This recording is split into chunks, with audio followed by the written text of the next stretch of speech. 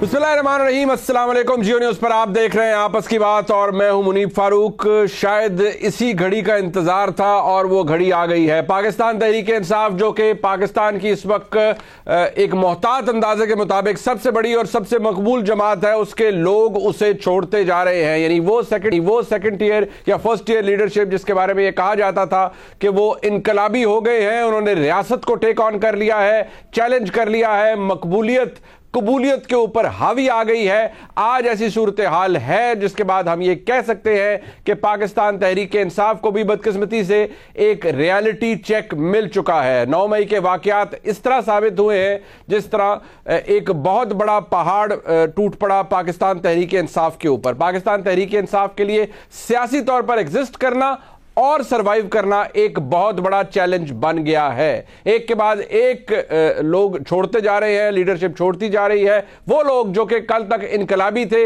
रियासत को चैलेंज कर रहे थे, रियासती इदारों को चैलेंज कर रहे थे, आजादी लेने की बातें कर रहे थे, आज वो पार्टी से आजादी लेने के लिए मिन्नतें तरले कर रहे हैं। जो बात सामने आई वो आज आप सबके सामने है। सबसे बड़ा इंकशाफ आज ये है कि फवाद चौधरी साहब, जो कि सीनियर वाइस प्रेसिडेंट थे पाकिस्तान तहरीक इंसाफ के, आज उन्होंने पार्टी और सियासत दोनों को छोड़ दिया है। सियासत से उन्होंने ब्रेक ले ली है, पार्टी को उन्होंने खैराबाद कह दिया है। जरा ये भी कहते हैं कि फवाद चौधरी साहब का आना जाना जमान पार्क में कुछ दिनों से बंद था, लेकिन 9 मई के वाकयात के बाद अब फवाद चौधरी साहब के मामलात भी सामने आ चुके हैं। लिहाजा शेरी मजारी साहिबा हो, फयाजुल हसन चौहान हो, फवाद चौधरी साहब हो, आमिर कियानी साहब हो, और एक लंबी लिस्ट है एमपीए साहिबान की जिनके नाम शायद आप भी नहीं जानते होंगे। वो पाकिस्तान तहरीक इंसाफ छोड़ चुके हैं या छोड़ने के लिए कमर बस्ता हो चुके हैं, तैयारी कर रहे हैं। सवाल यह पैदा होता है कि असद उमर साहब, जो कि सेक्रेटरी जनरल थे पाकिस्तान तहरीक इंसाफ के, आज जब उन्होंने अडयाला जेल से वो बाहर निकले तो उनको दोबारा गिरफ्तार नहीं किया गया। उसके बाद डेवलपमेंट ये हुई कि वो प्रेस क्लब के अंदर आए और उन्होंने एक प्रेस कॉन्फ्रेंस की जिसके अंदर उन्होंने पार्टी ओहदा छोड़ दिया। यानी वो कोर कमेटी की मेंबरशिप से भी अलहदा हो गए, पार्टी की जो सेक्रेटरी जनरल की पोस्ट थी उससे भी अलहदा हो गए। अलबत्ता पाकिस्तान तहरीक इंसाफ का हिस्सा वो आज हैं। ये फर्क क्यों है? बाकियों ने पार्टी छोड़ दी, किसी ने सियासत को खैराबाद कह दिया, असद उमर साहब का मामला मुख्तलिफ क्यों है? इस गिरा को भी खोलने की कोशिश करेंगे आज के प्रोग्राम में। लेकिन इसके ऊपर तज्जिया शायद यही किया जा रहा है कि क्योंकि असद उमर साहब का कोई अपना हलका नहीं है, पार्टी जहां उन्हें खड़ा करती वो वहीं से इलेक्शन लड़ लेते, और पहले भी उन्होंने इलेक्शन इमरान खान साहब की मकबूलियत की वजह से लड़ा भी और जीता भी। असद उमर साहब का कोई अपना कोई सेटल्ड हलका नहीं, आप उसे कह सकते कि ये उनका हलका था या उनके हलके का कोई अपना वोटर था। ये तहरीक इंसाफ का वोट था और वो तहरीक इंसाफ के कैंडिडेट थे। लेकिन उनका पार्टी के अंदर रहना, अब भी रहना, ये एक बहुत बड़ी बात है। लेकिन लोग ये कह रहे हैं कि ये इमटेरियल है कि असद उमर साहब तहरीक इंसाफ में रहें या ना रहें। वो दो ही तरीके से ज़्यादा इन्फ्लुएंशियल थे कि as member national assembly and of course as secretary general Pakistan Tehreek इंसाफ।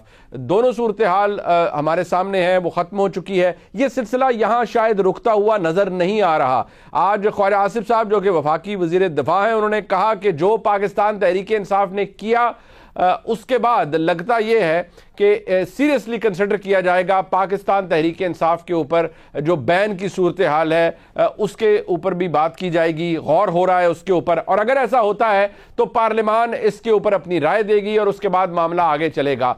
मैं अर्ज कर दूं कि दो मामलात ऐसे हैं, दो कानूनी तरीके हैं जिनके तहत कोई पार्टी बैन की जा सकती है। एक तो वो है जो इंसदाद दहशतगर्दी के तहत होता है, एक्ट के तहत एक पूरा प्रोसीजर है, लेकिन वो ज़्यादातर दहशतगर्द तंजीम कोई हो या कलदम तंजीम किसी को करना हो, किसी ने ऐसी टेररिस्ट एक्टिविटीज की हो। लेकिन यहां पर लोग ये कह रहे हैं कि पाकिस्तान तहरीक इंसाफ से ताल्लुक रखने वाले बहुत से ऐसे लोग हैं जो कि इस तरह की एक्टिविटीज में इन्वॉल्व्ड हैं, और 9 मई को जो हुआ वो किसी दहशतगर्दी से कम नहीं था। तो क्या यह तरीकाकार अपनाया जाएगा अगर पाकिस्तान तहरीक इंसाफ को बैन किया जाना है, या पॉलिटिकल पार्टीज ऑर्डर जो कि मौजूद है हमारे मुल्क के अंदर और नाफिजुल अमल है उसके तहत? बड़ा सीधा सा मामला है कि वफाकी हुकूमत ने अपनी एस्टिमेशन के बाद ये डिक्लेरेशन जारी करना है, गजट नोटिफिकेशन जारी करना है, एक मुख्तसर से अरसे के बाद उसको सुप्रीम कोर्ट में उस डिक्लेरेशन को भिजवाना है, और सुप्रीम कोर्ट अगर उस डिक्लेरेशन को अपहोल्ड कर देती है तो वो पार्टी ना सिर्फ बैन होगी बल्कि डिसॉल्व हो जाएगी। क्या ऐसी सूरत हाल होगी? इसके ऊपर भी एक बहुत बड़ा सवालिया निशान है, क्योंकि जहांगीर तरीन साहब एकदम दोबारा से मुतहरिक हो गए हैं और यह भी कहा जाता है कि एक खास सियासी मकनातीसी कुव्वत रखते हैं जहांगीर तरीन साहब। पहले भी उनके साथ लोग जुड़े, पाकिस्तान तहरीक इंसाफ की हुकूमत होते हुए जुड़े, और अब तो यह कहा जा रहा है कि पाकिस्तान तहरीक इंसाफ को एक बड़ा मेजर चैलेंज है, और वो चैलेंज सिर्फ सर्वाइवल का नहीं, एग्जिस्टेंस का नहीं, बल्कि लीडरशिप का भी है। क्या इमरान खान साहब के लिए भी अब जो लिखा गया है वो लगभग तय है कि उनको सियासत के लिए, पार्लिमानी सियासत के लिए नाअहल कर दिया जाएगा, और इसका बेनिफिशियरी कौन होगा?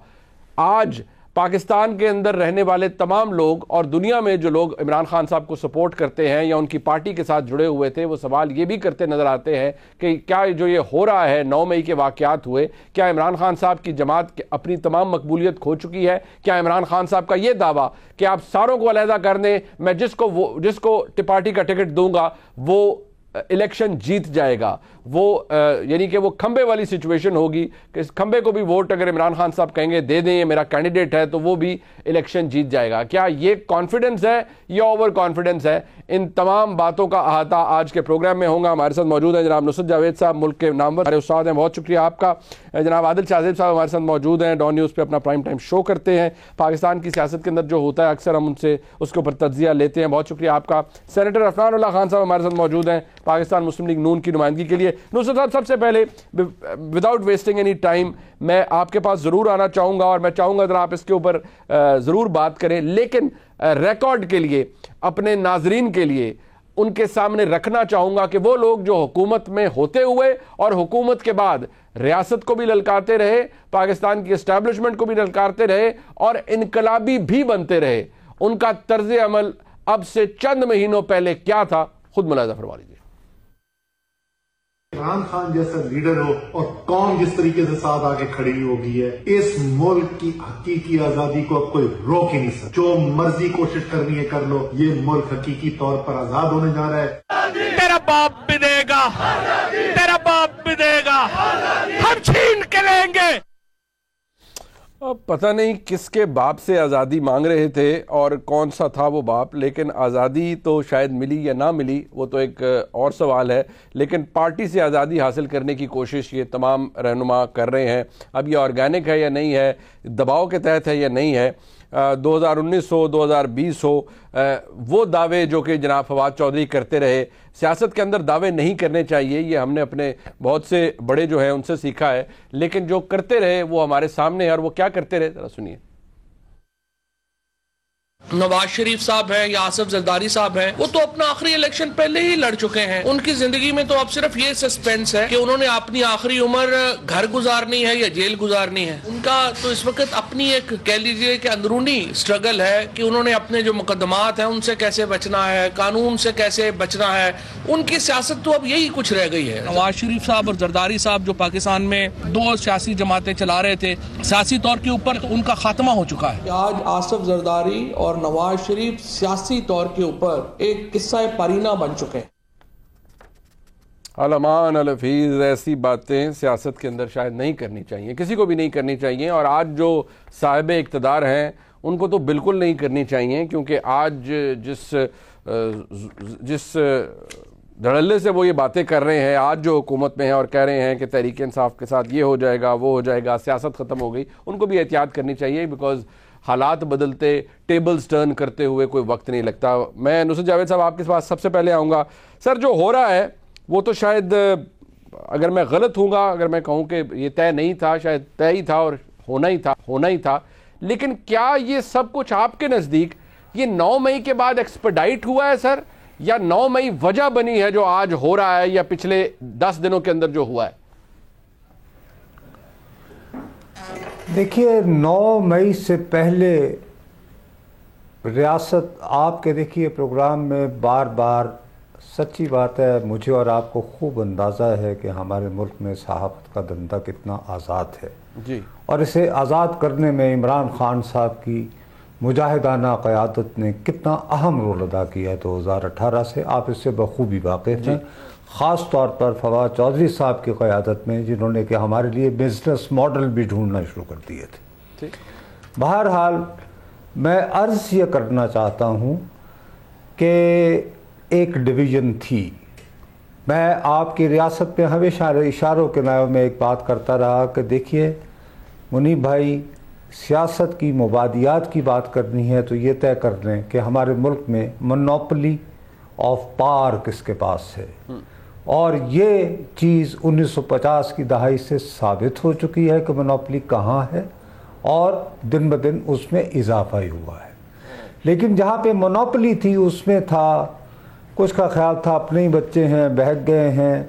दूसरा, माशाल्लाह जब से ये हुकूमत आई है ऐसी महंगाई आई है कि ये आप पे बर्डन साबित हो रहे हैं। बिल्कुल ऐसी। देखिए साहब, बात खुल के करें। लेकिन प्रॉब्लम ये हुआ कि वो जो दुश्मन के बच्चे पढ़ा के अपने करने थे, अपने बच्चे पढ़ा के दुश्मन कर लिए गए। तो उसके बाद 9 मई ने वो डिवीज़न ख़त्म कर दी। 9 मई ने पैगाम ये दिया कि ये बच्चे अब इतने बिगड़ गए हैं कि अपने नशेमन को खुद आग लगाने को तैयार हैं। तो माफ़ी की भैया कोई गुंजाइश नहीं है। वो तमाम लोग जिनके बारे में तस्वीरें बन गई हैं, और आपको पता है एक फेशियल रिकग्निशन नाम की एक चीज़ है। हाँ, बिल्कुल। चीन अपना यार की उस टेक्नोलॉजी पे बहुत बड़ी कमांड है, और चीन अपना यार है। ठीक है ना? ठीक है। तो बंदों की निशानदेही है, आवाज़ें भी पूरी हैं।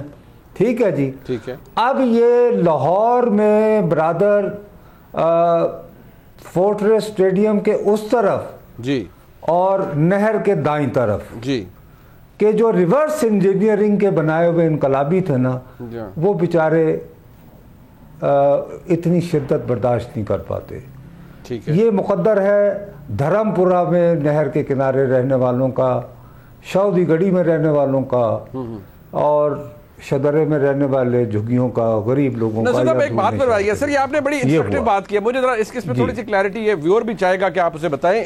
आपका ये मकसद है, आपका कहने के अगर मैं ये अक्स कर पाया हूं, मेरी इस्लाह फरमा दीजिएगा, कि पाकिस्तान तहरीक इंसाफ का चाहे वो फर्स्ट ईयर की लीडरशिप हो या उनका वोटर सपोर्टर हो, ये वो स्टफ ही नहीं है जो कि कोई जबर बर्दाश्त कर सके, सख्ती बर्दाश्त कर। नहीं जी, मैं वोटर सपोर्टर की बात नहीं कर रहा। देखिए वोटर सपोर्टर जिसने गुलेले मारी है ना, नहीं सर मेरी इल्तिजा सुने, जिसने गुलेले मारी है ना, हाँ, वो है कि उसकी अक्सरियत ना सही, लेकिन 30 से 40% लोग जो हैं वो कल किसी और जमात के धरने में भी बैठ सकते हैं, इसलिए कि वो महंगाई से उकताए हुए हैं, वो बेरोजगार हैं। ठीक हो गया। मैं अर्ज कर रहा हूं जो सेकंड टियर होती है ना, जिसको पता होता है कि शोहदा की मजलिस की यादगार यहाँ है, बिल्कुल ठीक, कोर कमांडर के घर को रास्ते यहाँ से जाते हैं। ठीक, मैं इससे ज्यादा अब क्या बात करूं? ठीक है ना भैया, मेरा ख्याल है मैंने कन्वे कर दिया। आपने कन्वे कर दिया। तो मेरे सर ये बताइए क्या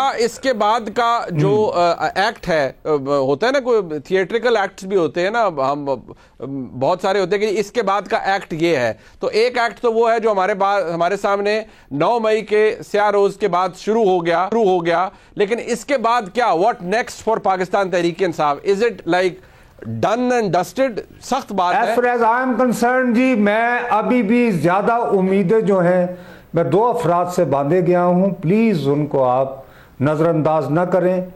मैं बहुत ज्यादा एतमाद करता हूं परवेज खटक साहब से। ठीक हो, वो भी माशाल्लाह एचएसएन कॉलेज के तरबियत याफ्ता इनकलाबी हैं। ठीक है। और जनाब इमरान खान के क्लोज तरीन दोस्त हैं, बड़ी हैं, बुज़म बड़ी उस जमाने में। जी। उस जमाने में इन्हें और चौधरी निसार को रीगल सिनेमा में अंग्रेजी की फिल्म यानी पहली टिकट, पहला शो दिखाने को परवेज खटक साहब लेकर जाते थे। ठीक हो गया। देखिए परवेज खटक साहब ने बड़ी मेहनत से अपने सूबे में क़यादत को बचा के रखा है। कुछ लोग उनके कंट्रोल में नहीं हैं क्योंकि ये यानी टोबैको कंपनी ने उनको इतना आज़ाद कर दिया है कि वो कुछ उनकी अपनी होती हैं, और बाकी कुछ रह जाते हैं मुराद सही जैसे। मेरी अर्ज समझ गए? दूसरा सर मेरा ख्याल है कि शाह महमूद कुरैशी साहब को ना आप नज़रअंदाज ना कीजिए। अल्हम्दुलिल्लाह मुल्तान की सरजमीन बहुत बहुत बहुत जरखेज है, यानी कि ताजदार पैदा करने वालों में बेशक, तो उन्हें भी आप अंडर एस्टिमेट मत कीजिए। अब ये असद उमर साहब जो हैं, आप ये देखिए तारीख में मैं और आप जैसा आम पाकिस्तानी गिरफ्तार होगा तो नमाज मगरिब के बाद जो है ना जेल का दरवाजा नहीं खुलता, बिल्कुल नहीं खुलता जी, बिल्कुल नहीं खुलता। इनके लिए खुला है और उसके बावजूद इन्होंने लिखा हुआ स्टेटमेंट नहीं पढ़ा और पार्टी भी नहीं छोड़ी। एक दोस्त ने पढ़ा था जी हाँ, और पार्टी भी नहीं छोड़ी। बिल्कुल ठीक है, बिल्कुल। और ये अगर और मगर में ही रहे, आप जीतते रहे। तहरीक इंसाफ जो है कौमी असेंबली की सीट इस्लामाबाद से खुद को दावे से कहते हैं कि मैं तो फर्जंद कराची हूं। बिल्कुल ठीक है, बिल्कुल। तो मेरा ख्याल है कि इन्होंने अपनी जान बचाई, 100 लाखों पाया है। I don't see any future for him. I see a lot more chances for Parvez Khattak and Shah Mahmood Qureshi. ये इंस्ट्रक्टिव बात है, ये मेरा ख्याल है। बाकी ठीक, मैं आपकी आखिरी लफ्ज में ये भी कह लूं, आई डू नॉट एग्री कि they are going to ban Tehreek Insaf. Okay, मेरा अपना ख्याल है जिनके पास मोनोपोली ऑफ पावर है वो कहेंगे इमरान खान आज़ाद भी फिरो, घूमो, तुम्हारे पीछे से सीढ़ी खींच ली गई है, जाओ बच्चे ऐश करो। ऐसी नौबत ना हो कि देखे ना हाथ में तस्वीर उन्होंने पहले ही पकड़ ली है। समझ गया ना बात? नहीं, आज उनका रिकंसिलिएटरी बयान आ रहा है, वो कहते हैं मैं कमेटी बना लेता हूं, उससे बात कर ले, समझा दें। अब तो वही ना फिलैंथ्रोपी पे मैं तवज्जो देता हूं, फिलैंथ्रोपी पे उस पे देखिए उनको भी क्या एतराज होगा कि ठीक है शौकत खानम चलता रहे। हाँ बिल्कुल ठीक है, नहीं बिल्कुल ठीक है। इतनी आदिल साहब को इतनी हौसला अफजा सिचुएशन तो है नहीं। हम ये जितने सख्त सवालात उठा रहे हैं आज की सिचुएशन के ऊपर, बहुत से जो तहरीक इंसाफ के लोग हैं उन्हें बुरा भी लग रहा होगा, but these are crude and hard realities, harsh realities I would say. आपके नजदीक जो नुसरत साहब ने फरमा दिया वो तो अपनी जगह मौजूद है, these are factual things, but Imran Khan साहब की जमात, मन खान साहब, उसकी क्या एग्जिस्टेंस होगी, उसकी क्या रिकग्निशन होगी? क्योंकि तहरीक इंसाफ से आप इमरान खान साहब को निकाल दीजिए, साइड पे कर दीजिए, जो रह जाता है वो तो बसद एहतराम वो तहरीक इंसाफ नहीं है, वो तो फिर कुछ और ही होगा।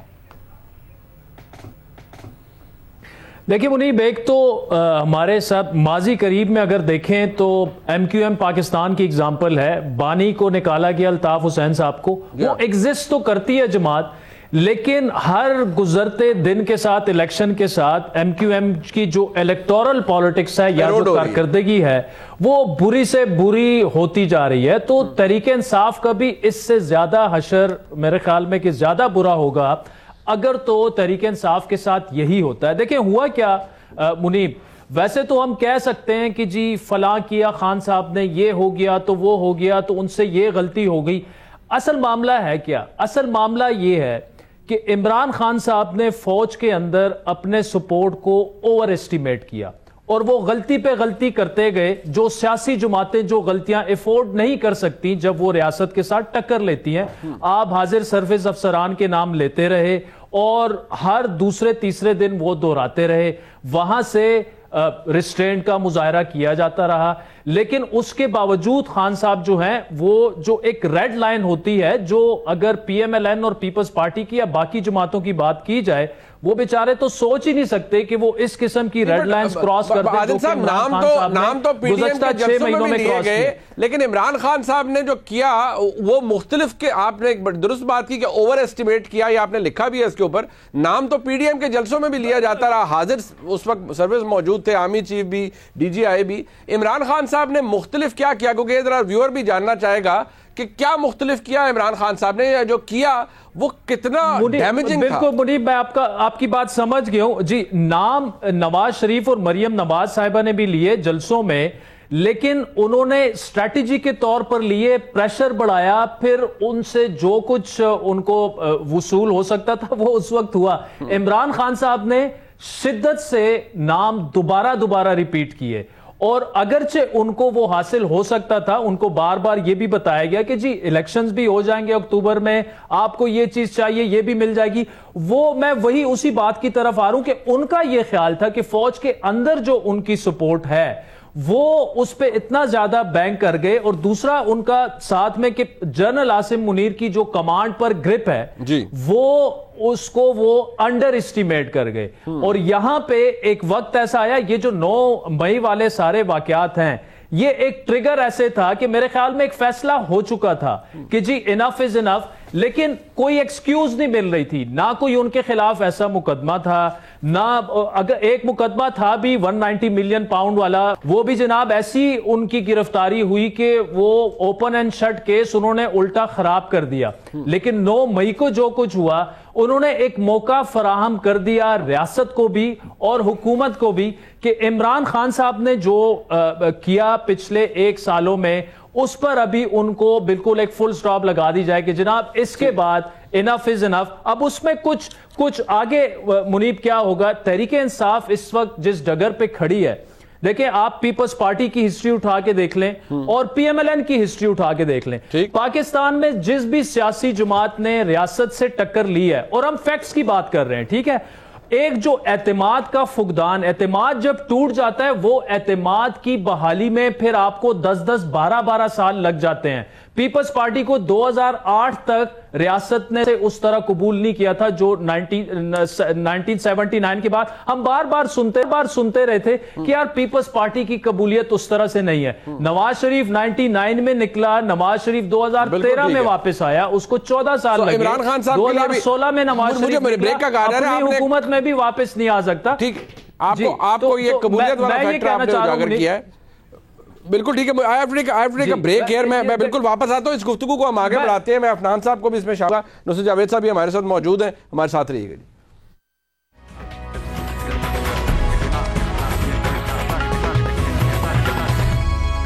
नुसरत जावेद साहब और आदिल शाहजेब साहब का तज्जिया आपने सुना। ब्रेक से पहले मैं अफनान साहब के पास जाना चाहूँगा, एक क्लिप आपको ज़रूर याद दहानी के लिए दिखाना चाहूँगा, क्योंकि बैन की बात हो रही है कि किसी सियासी जमात पर या पाकिस्तान तहरीक इंसाफ पर बैन लग सकता है, जबकि नुसरत जावेद साहब का फरमाना ये है कि ये नहीं लगाएंगे।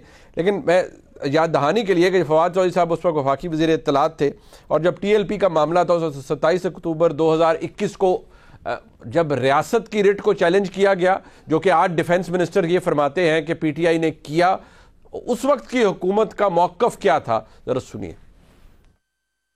इस वक्त एक सिचुएशन है, दोबारा ये छठा मौका है, इन्होंने एक वतीरा बना लिया है कि ये कोई ना कोई बहाना बना के बाहर निकलते हैं और सड़कें ब्लॉक कर देते हैं। रियासत, उसकी कोई सब्र की कोई लिमिट होती है, कोई इंतहा होती है। ये कहना कि अगर आप मेरा आइडिया नहीं मानेंगे तो मैं आप पे चढ़ दौड़ूंगा, ये तो नहीं हो सकता। किसी माई के लाल की जरूरत नहीं है कि वो पाकिस्तान की रियासत को ब्लैकमेल करे। इनकी जो एक क्लास है, जो एक लीडरशिप की जो एक कुछ लोग हैं, उनको तो फर्क नहीं पड़ता लोगों के जान जाने से, बल्कि वो तो चाहते हैं कि सड़कों के ऊपर खून बहे। वाज़ेह पॉलिसी डिसीजन लिया गया है, और वो डिसीजन यही है कि ये जो अब कालदम तहरीके लब्बैक है, इसको मिलिटेंट पार्टी के तौर पर ट्रीट किया जाएगा। इनको हम कतई तौर के ऊपर अब एक सियासी जमात के तौर पर ट्रीट नहीं करेंगे। ये जो यहाँ पे इलेक्शन लड़ने की इजाजत इलेक्शन कमीशन की तरफ से अभी तक उनको दी गई है, उसके ऊपर अदालतों का जो मामला है, तमाम जो हमारे इदारे हैं उनका ये फर्ज है कि वो अपना अपना किरदार अदा करें।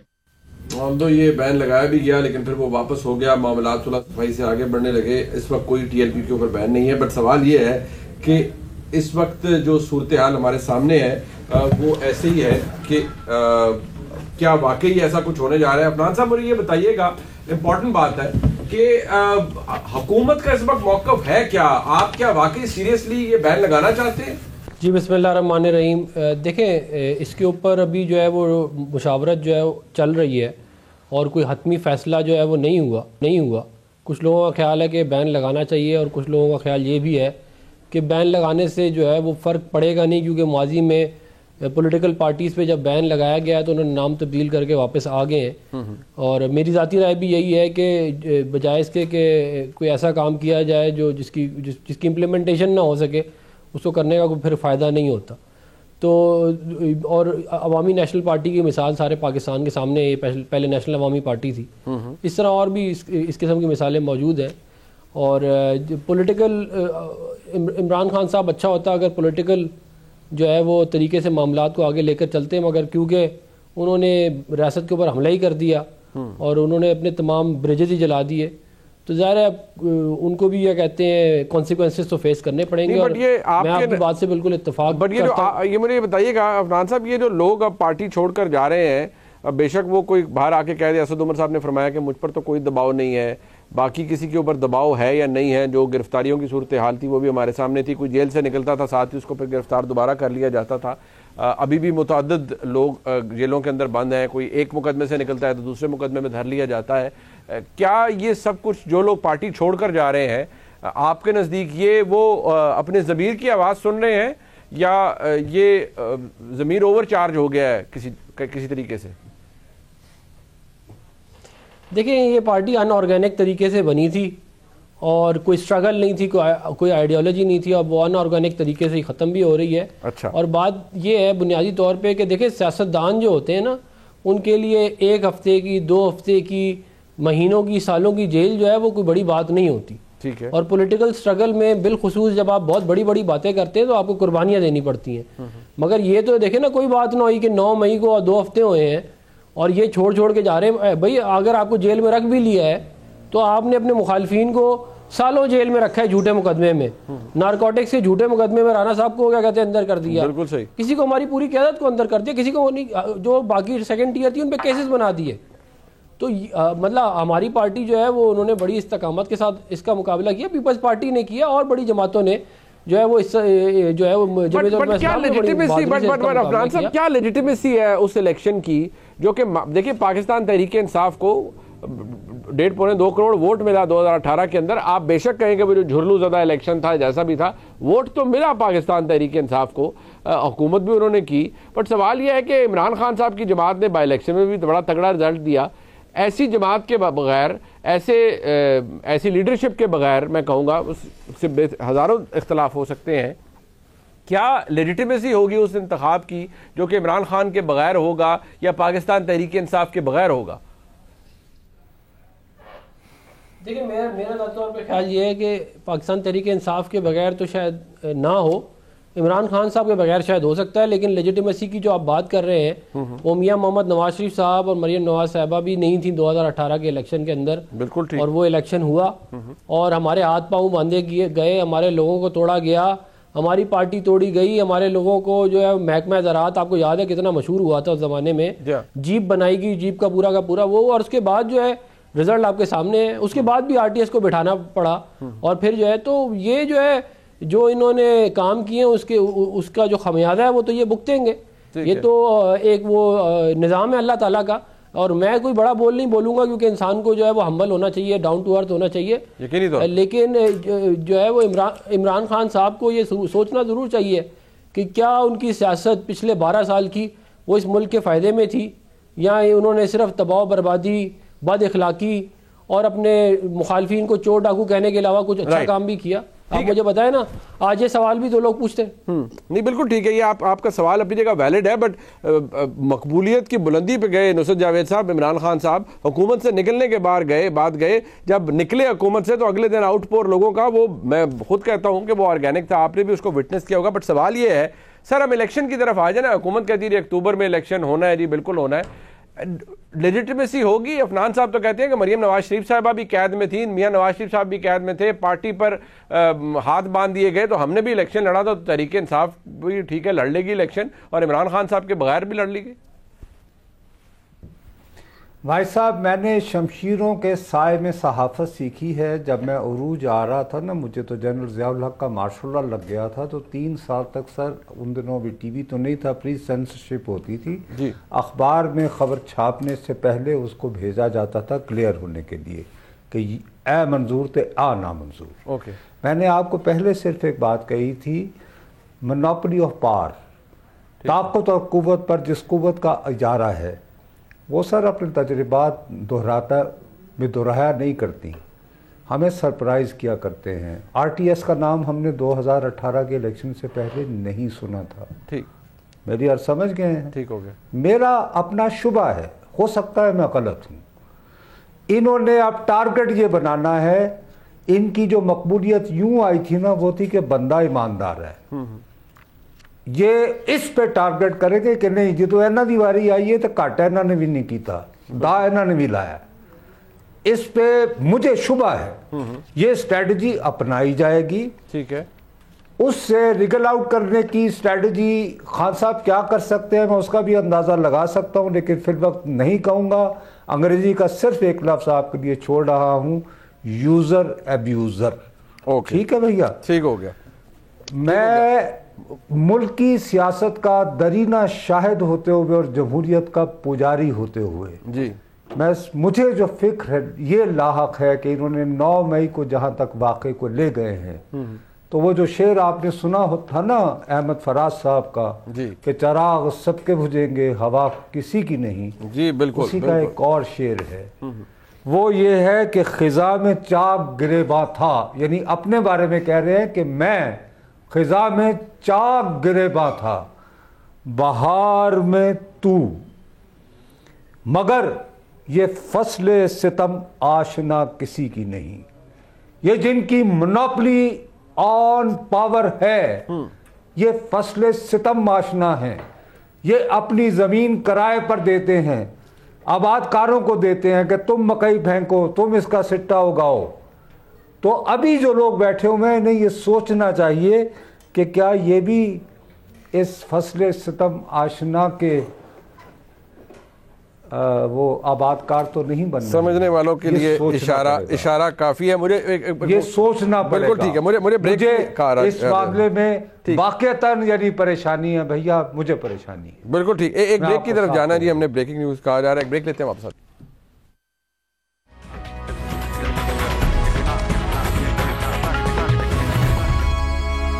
कलअदम तंजीम के कमांडर गुलजार इमाम शंबे की गिरफ्तारी, ये कितनी बड़ी गिरफ्तारी है, गुलजार इमाम शंबे कौन है, और पाकिस्तान की ISI की जानिब से, पाकिस्तान की फ़ौज की जानिब से गिरफ्तारी अमल में लाई गई है। प्राइम मिनिस्टर साहब ने बहुत मुबारकबाद पेश की है पाकिस्तान की प्रीमियर इंटेलिजेंस एजेंसी को। गुलजार इमाम शंबे कौन है और ये कितनी अहम गिरफ्तारी है पाकिस्तान के लिए, बलूचिस्तान के लिए, ये जानने के लिए चलते हैं। हमारे साथ मौजूद है लेफ्टिनेंट जनरल रिटायर्ड गुलाम मुस्तफ़ा साहब। जनरल साहब बहुत शुक्रिया आपका। आपके नज़दीक ये कितनी बड़ी कामयाबी है पाकिस्तान की फ़ौज की ISI की जानिब से, जिसको ज़ाहिर बात है हर कोई सेलिब्रेट कर रहा है, बहुत सी मुबारकबाद वसूल कर रही है पाकिस्तान की अफवाज, कितनी बड़ी ये अचीवमेंट है पाकिस्तान के लिए? देखिए, ये जो रिसेंट अरेस्ट है शोंबे का, ये और उसके बाद जो भी आपने सुना उसकी प्रेस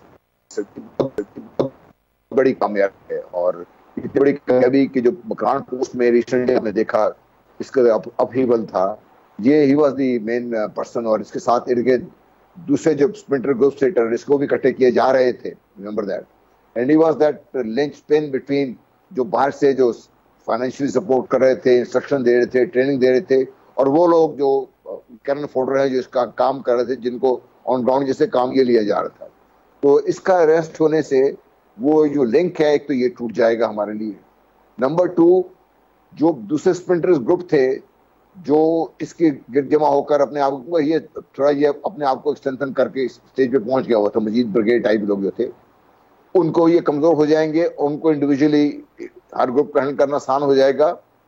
और जो एक बैक एंड पे जो इनको सपोर्ट मिल रही है, जो गैर मुल्की सपोर्ट है इनको इंटेलिजेंस एजेंसी की दूसरी, उसको भी आपको ब्रेक लगाने में बड़ी मदद करेगी। I know for a fact कि ये जो इंटेलिजेंस ऑपरेशन है, इसे क्लासिकल ऑपरेशन आपने मूवी देखी, आई विश इसकी हम फिल्म बना दें तो हमारे लोगों को पता चले कितना दिलचस्प, कितनी मेहनत और कितना ये अखरेजी का काम है ये, और कितने लोगों ने अपनी जान को हथेली में रख के ये काम किया है, और कितना हम टेक्निकल सपोर्ट थी इसमें सारी। तो वो सब कुछ भी हमें याद रखना चाहिए, और मुझे भी रखना चाहिए कि इसके अरेस्ट से जो इसके बाद के जो हालात हैं, it is now an opportunity for the government in Balochistan कि वो देखे कि ये जो कैनन फोल्डर है जिसको मैंने आपसे अर्ज की थी, उन लोगों को, इनका तो बेचारों को तो रोजगार के मसले हैं, उनके मसाइल बड़े रियल हैं, उनके मसाइल को जब तक वहां तक का पहुंच के हल नहीं करेंगे, इस किस्म के लोगों को फिर जगह ब्रीडिंग ग्राउंड मिलती रहेगी। इसको ब्रीडिंग ग्राउंड को एलिमिनेट करने के लिए बहुत बड़ी एक स्पेस मिल गई है, और ये एक ऑन गोइंग ऑपरेशन है, ये एक जहद मुसलसल है, ये इससे आने से खत्म नहीं हो जाएगी। लेकिन आपको गवर्नेंस के इशूज जो है, जो डेवलपमेंट लोगों तक पहुंचानी थी, जो आपकी टोटल फेलियर रहा है बलूचिस्तान में अभी तक, वो उसको फोकस करने में मदद मिलेगा। तो ये बलोच जो कौम है हमारी, मुहब्बे वतन भी है, ये पाकिस्तान के साथ इनकी अकीदत भी है, और आपको हैरान होगी क्योंकि हमने वहां रहे हुए, उनकी अकीदत शायद मुझसे और आपसे ज्यादा होगी पाकिस्तान के साथ, क्योंकि उनको पता है कि उनका फ्यूचर पाकिस्तान के साथ है, और देख रहे हैं कि क्या हो रहा है इनका। इसलिए मेरी बड़ी उम्मीद है कि ये जो इतनी बड़ी कामयाबी अल्लाह ने हमें दी है, इसको हम स्क्वांडर नहीं करेंगे, और ये जो इसका जो पॉलिटिकल एंगल है और जो गवर्नेंस के एंगल है, हम उसको दुरुस्त करेंगे। And we let the people select their own people, elect their own people, and let them ताकि उनके मसाइल हल हो सके। बहुत शुक्रिया जनरल साहब, आपने अपना कीमती वक्त दिया। प्रोग्राम आपने देखा जी, देखने का बहुत शुक्रिया। खुदा हाफिज।